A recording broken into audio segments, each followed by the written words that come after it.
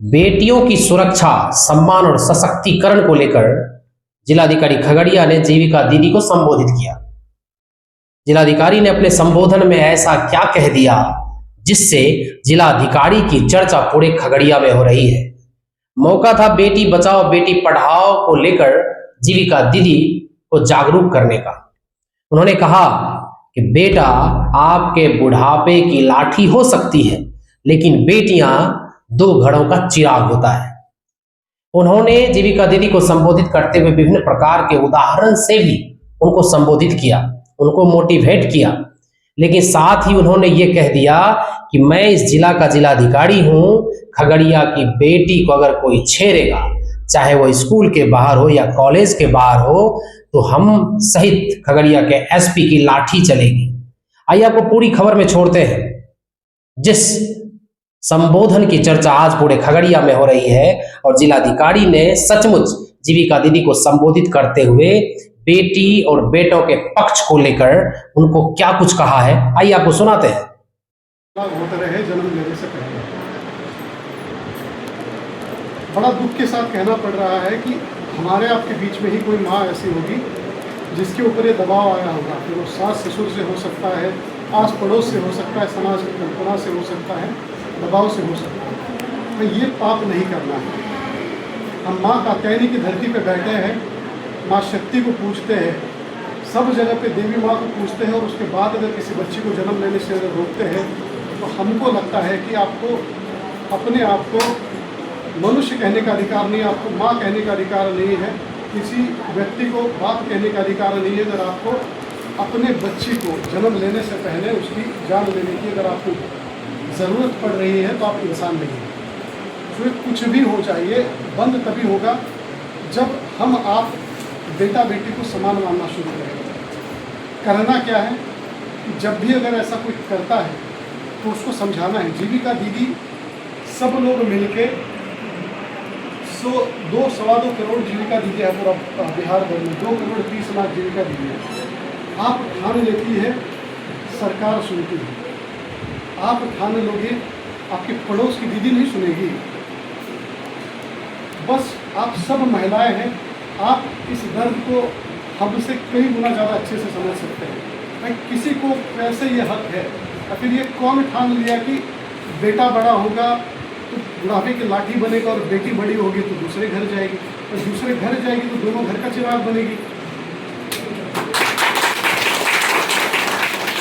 इतनी सारी दीदियां हैं यहाँ पे, कोई दीदी है ऐसी जिनको अपने माँ बाप के लिए फिक्र नहीं होती है? तो कुछ हो जाता है तो सबसे ज़्यादा आंसू किसका टपकता है? बेटी का टपकता है कि बेटे का टपकता है? बड़ा बहुत पहले एक कहानी सुनी थी और आप लोग है तो याद आ रही है।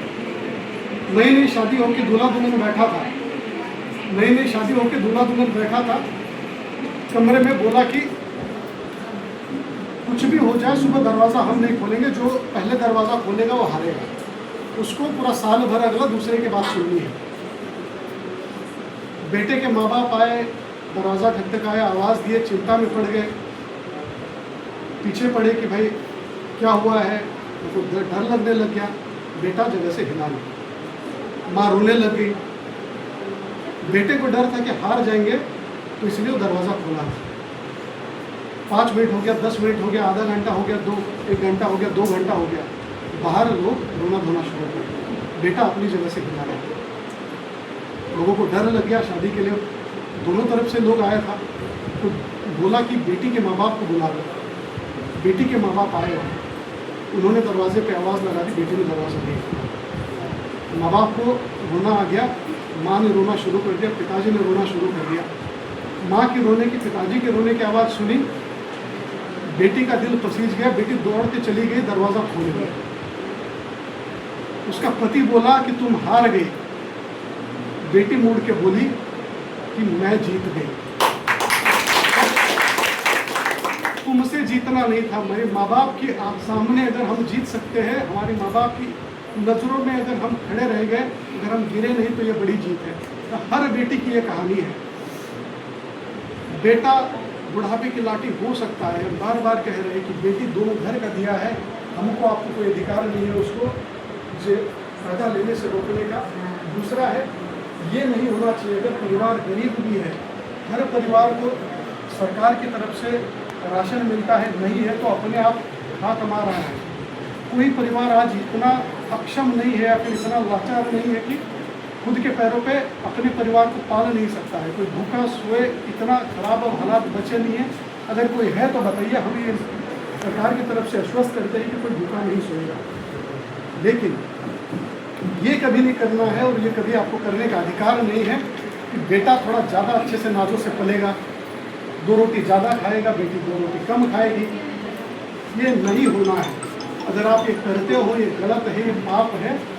और ये मतलब और कोई देख नहीं रहा हो, लेकिन माँ का तय ही देख रही है। तीसरा चीज़, जब पढ़ाने की बारी आ गई, सरकार हर चीज़ के लिए योजना बना के रखी है। कुछ भी हो जाए, सरकार को लड़का से ज़्यादा लड़की की फिक्र है, तो लड़की की पढ़ाई के लिए सरकार योजना बना के रखी है। माननीय पूर्व मुख्यमंत्री थे नीतीश कुमार जी, 9वां में चली गई, लड़की नहीं जाती थी, बेटी नहीं पढ़ने जाती थी, तो उन्होंने हर एक पंचायत में एक स्कूल खोल दिया। नायका मुख्यमंत्री साहब आ गए, उन्होंने हर प्रखंड में डिग्री कॉलेज खोल दिया। भाई बेटी जाएगी, पढ़ेगी, दूर भी नहीं जाना पड़ेगा। दिक्कत आपको लग रहा है कि सुरक्षा की दिक्कत है, यहाँ पे पुलिस प्रशासन, हम जिला पदाधिकारी आपको आश्वस्त करते हैं कि स्कूल कॉलेज में जाने वाली लड़की को अगर छेड़ता है तो ज़रूरत पड़ेगी हम एसपी साहब खुद डंडा लेके पीटेंगे और बहुत मारेंगे। बेटी पढ़नी चाहिए। कौन सी बेटी के दिमाग में बड़ा बड़ा रोग का इलाज पल रहा होगा आपको नहीं पता है।